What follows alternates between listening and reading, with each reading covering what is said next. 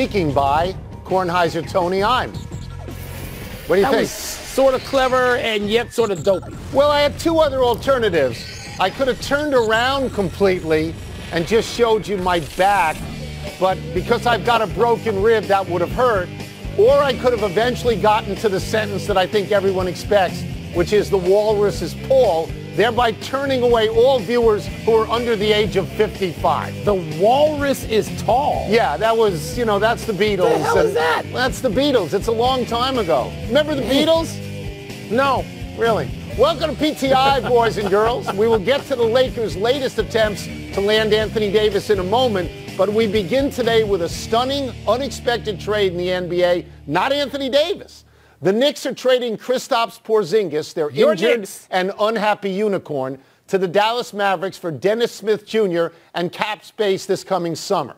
Porzingis had earlier today told the Knicks he was unhappy with the direction the franchise was going, which is straight down.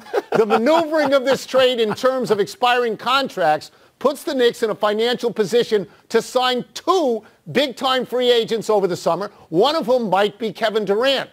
Wilma, what do you make of all this? Tony, seriously, when this broke live, and I happened to be sitting with our dear friend Rachel Nichols doing the jump, I thought immediately of all my New York friends, my closest New York friends, you and Larry Irving and people who have died over the Knicks for 100 years.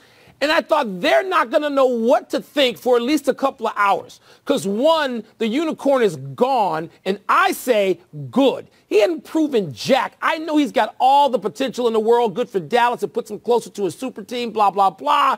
But you guys, your head is exploding because you know what to think. So you lose a unicorn. Right. You get back some pieces that would take you out if they play together for the Knicks now of the lottery chance to get the number one team, in my opinion. And so it's just like, oh, my God, where are the Knicks now? But, Tony, they do get the chance, and I do believe that they're going to land at least two big-time free agents. I don't know which two. Enes Kanter talked about, what were his exact words, a mind-blowing free agent, which everybody assumes is Kevin Durant. So you need to tell me why Kevin Durant would go there. The best case for the Knicks is this. They finished, as they're trying to do, to tank their way to the bottom. Right. They finish, they get the number one pick, or they put their hands in. It's a cold envelope.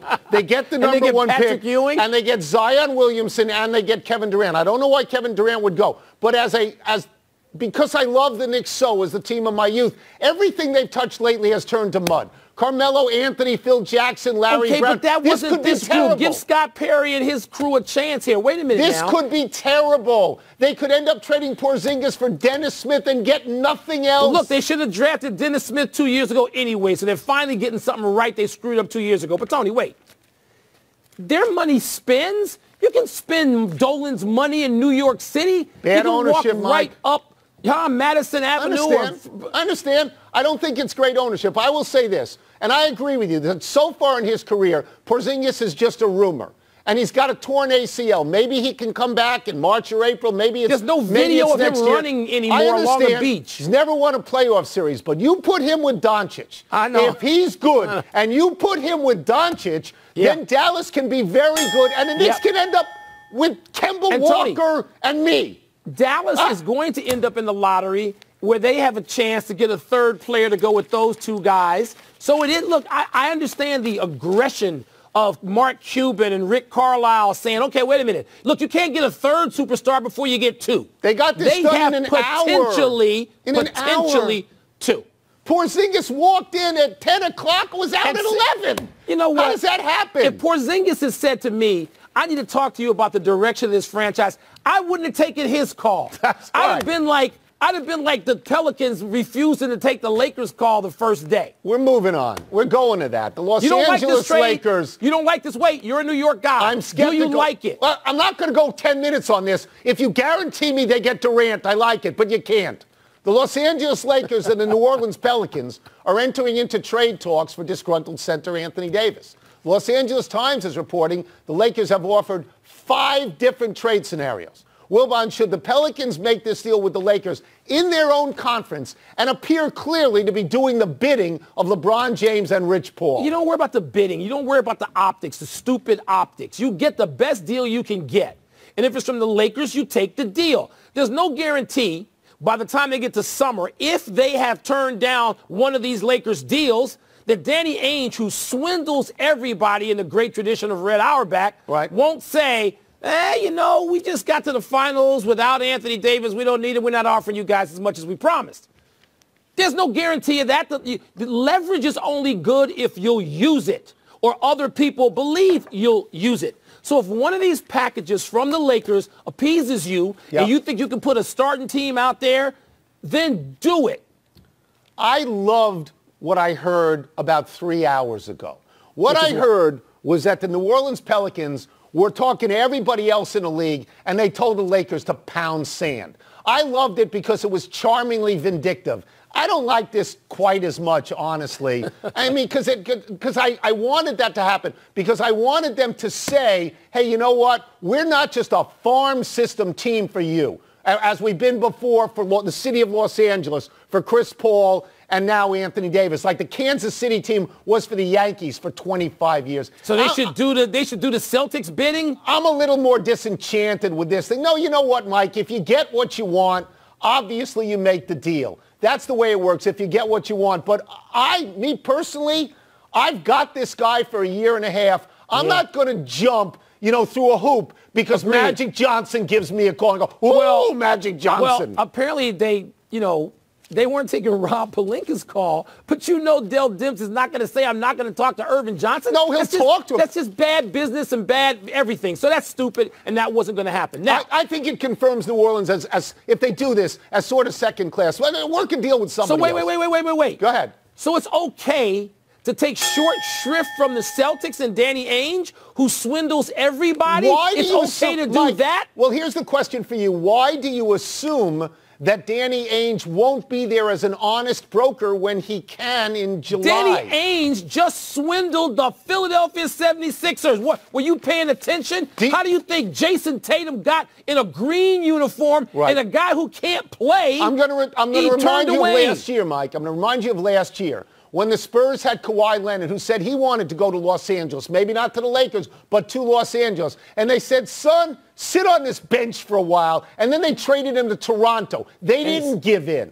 And it's so tough they're a for him good in franchise. Toronto. It's so difficult. They're having such a bad time. Oh, wait, he leads the East. There's football news that has nothing to do with the Super Bowl. Jerry Jones apparently will not extend Jason Garrett's contract, making next year a lame duck season in effect, according to ESPN's Todd Archer.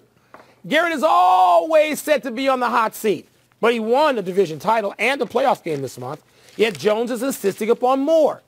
So, Tony, what does Garrett have to do next season exactly to stick around as coach of the Cowboys? This is so ironic. Year after year, they don't do anything at all, and Jerry Jones continues to keep Jason Garrett.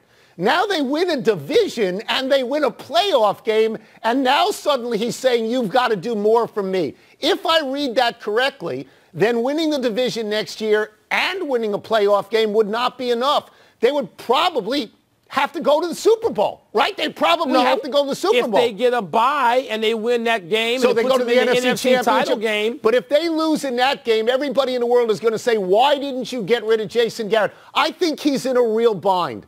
I do. He never was. Jerry? No, Jason Garrett. Okay. He never was before. He was probably given too many chances. Now it seems after having a good year, he's being thrown up against the wall. Ooh, a rare pause from Wilbon. A sigh. What was that? First of all, I'm so thrilled that the NBA just blowed up Super Bowl week and all the football news. They've done it all week said, with LeBron. Take spot number 3 on PTI and take a walk. I love that. That gives me so that was the sigh of rapture for you. It gives me great pleasure. Now, the sigh was for this. Jerry, it's interesting. You blow up Dolan. And I know Dolan and the Knicks are a lot worse than the Cowboys. The Cowboys won 100 terrible years ago. And tankers. But Jerry just tries to get himself noticed. And so he wants to be the subject of speculation. Mike, they won the division. I think he'll wind up with Garrett. If Garrett wins the division title next year, Jerry's not going to fire him, even if they don't get to the Super Bowl. That's what I think. They're a good team with Ezekiel Elliott and Dak Prescott and a real good defense and Amari Cooper. Are you agreeing it's an empty threat? No, I don't think it's an empty threat. Really? No, I don't. Lincoln Riley, who at 35 has been head coach at Oklahoma for a grand total of 2 seasons, has been given a big raise to $6 million a year. This extension comes with raises that will get Riley to $10 million a year by the end of the 2023 season if he stays. Wilbon, this guy's name is on every NFL GM's list. Does this kind of money diminish the allure of the NFL? Yeah, because the allure of the NFL is money and power, and so it diminishes it because you don't have both. If you got money somewhere else, the NFL is not the only place that can give you the money.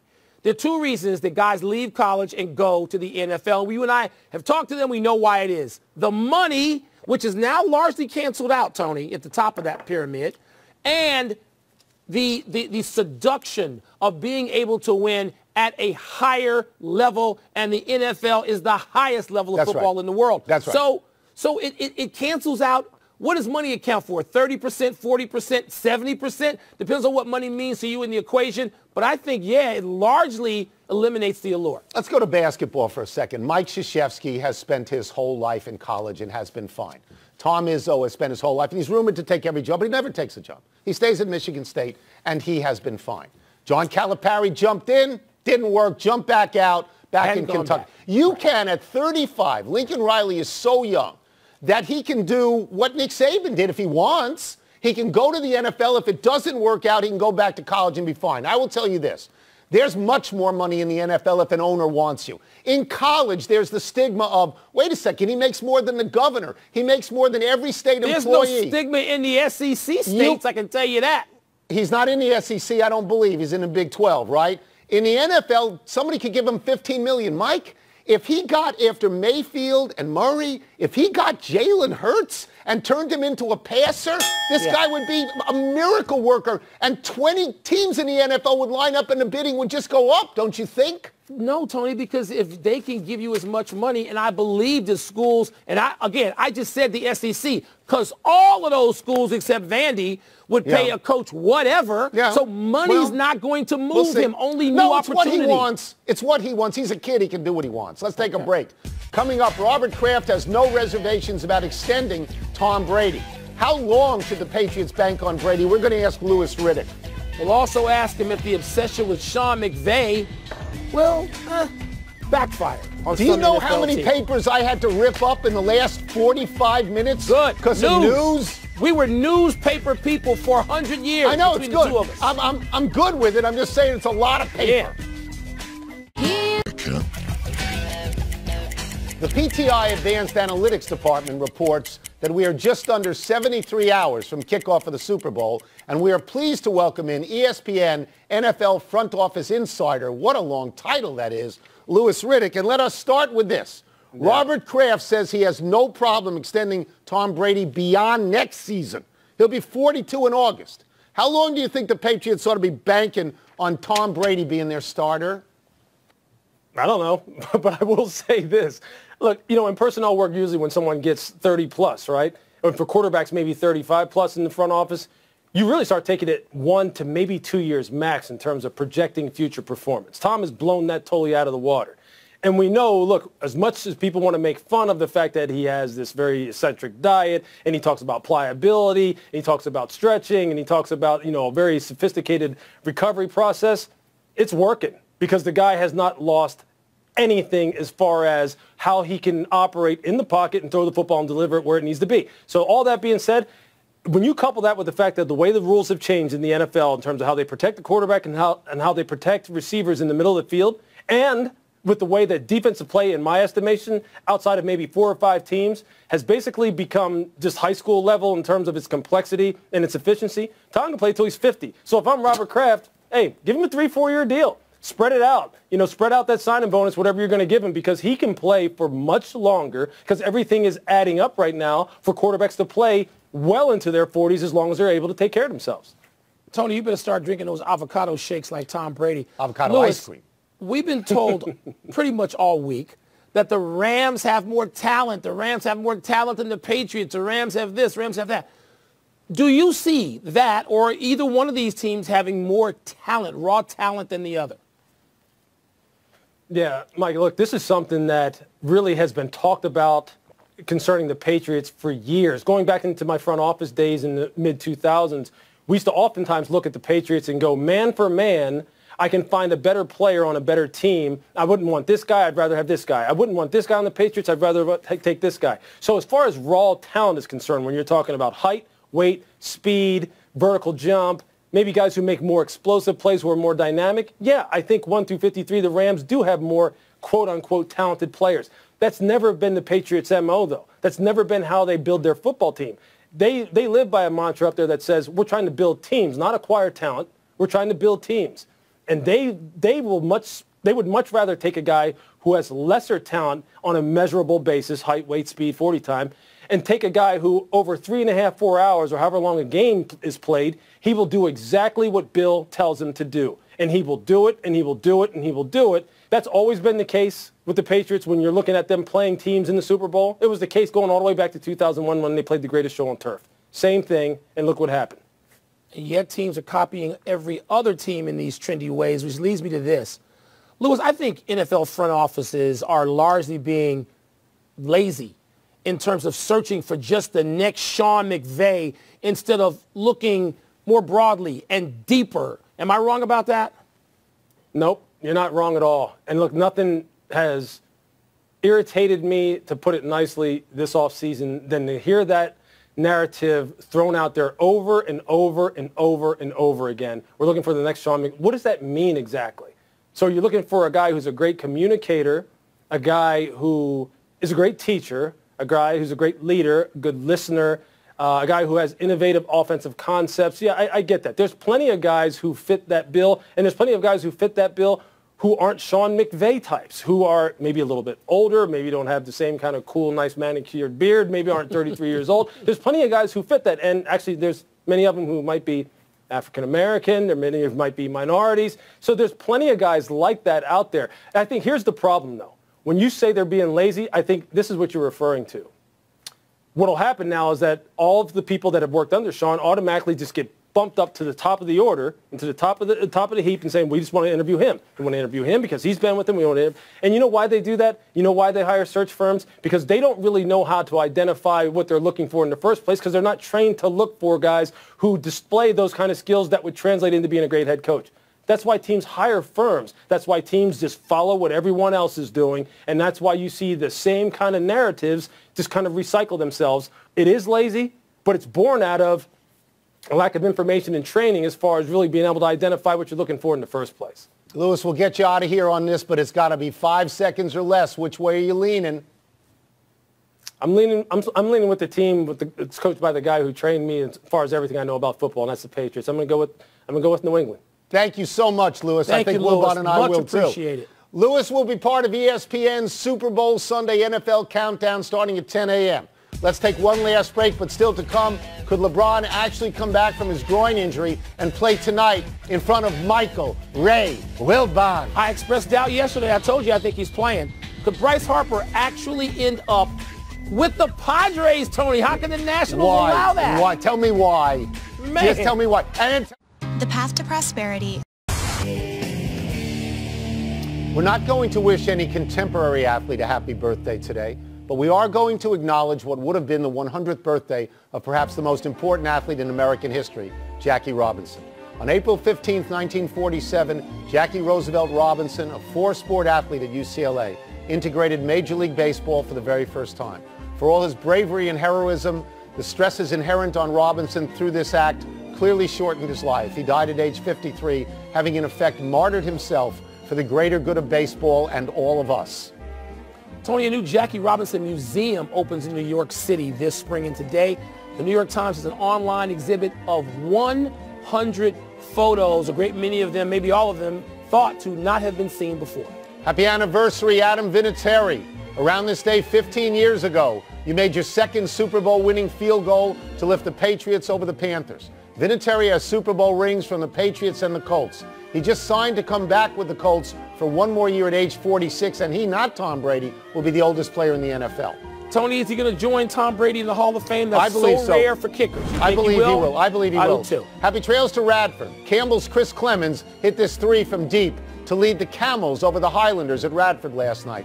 Clemens, a 5'9" senior guard, had 39 last night and in fact leads all of D1 in scoring with 28.8 per game. Somebody might want to guard him the next time they play. Right, Tracy? Tony, not till the tournament. Don't you want to see this kid in the tournament if possible? I do. Big finish. Yeah. Here we go, quick. Let's do it. LeBron has been upgraded to doubtful for tonight, but you think he'll play? Tony, you know I won't be surprised if he plays. I want to see him. I want to see LeBron back in the lineup. Ken Rosenthal says the Padres are meeting with Bryce Harper today or tomorrow. Could you see him going there? It's a last-place team. I could have seen the Dodgers, not the Padres.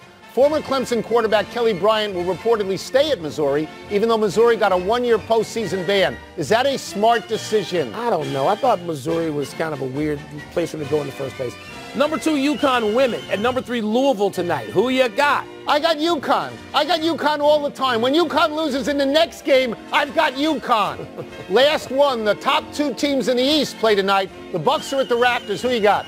I'm going to take the Raptors at home, Tony. I'm splitting hairs. You got to have a tiebreaker. We're out of time. We'll try and do better the next time, and I'm Tony Kornheiser. I'm Mike Wilbon. Same time tomorrow, Knuckleheads. You can get the PTI podcast on the ESPN app or Apple Podcast. Edwin Fideli, happy 70th birthday. It's a wonderful age, I think.